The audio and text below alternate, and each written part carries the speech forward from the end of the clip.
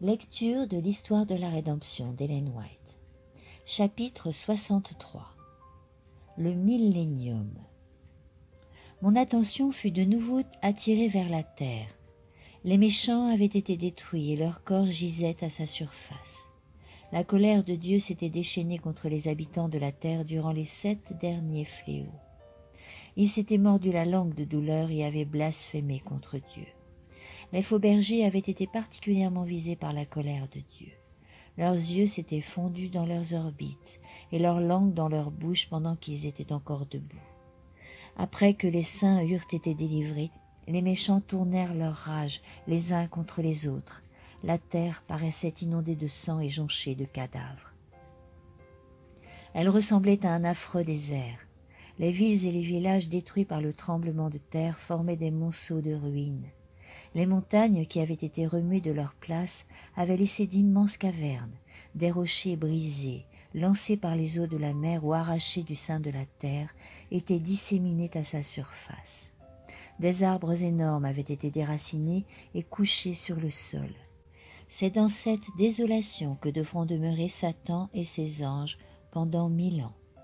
C'est là qu'il sera confiné, qu'il errera çà et là, et qu'il pourra se rendre compte des effets de sa révolte contre la loi de Dieu. Pendant 1000 ans, il pourra savourer les fruits de la malédiction qu'il a provoquée.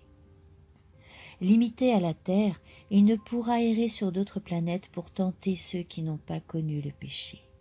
Sa souffrance sera terrible. Depuis sa chute, il n'a cessé d'avoir une activité dévorante.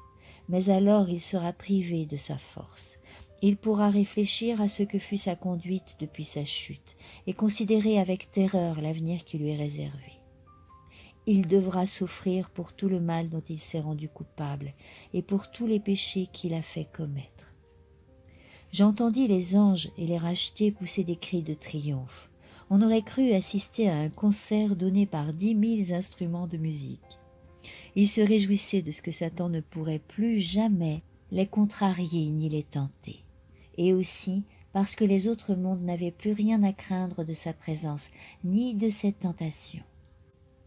Alors je vis des trônes où était assis Jésus et les rachetés, car ceux-ci allaient régner comme rois et sacrificateurs.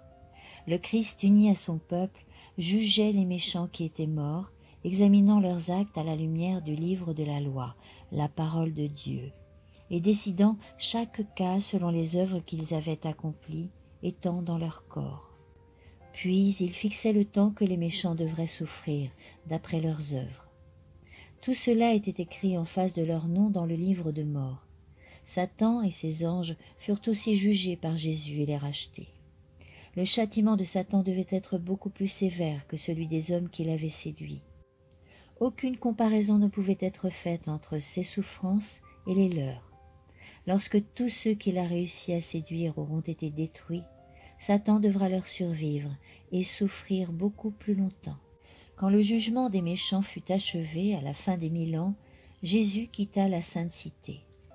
Les rachetés et un cortège d'anges le suivirent. Il descendit sur une haute montagne qui, dès que son pied l'eut touchée, se sépara en deux et devint une immense plaine.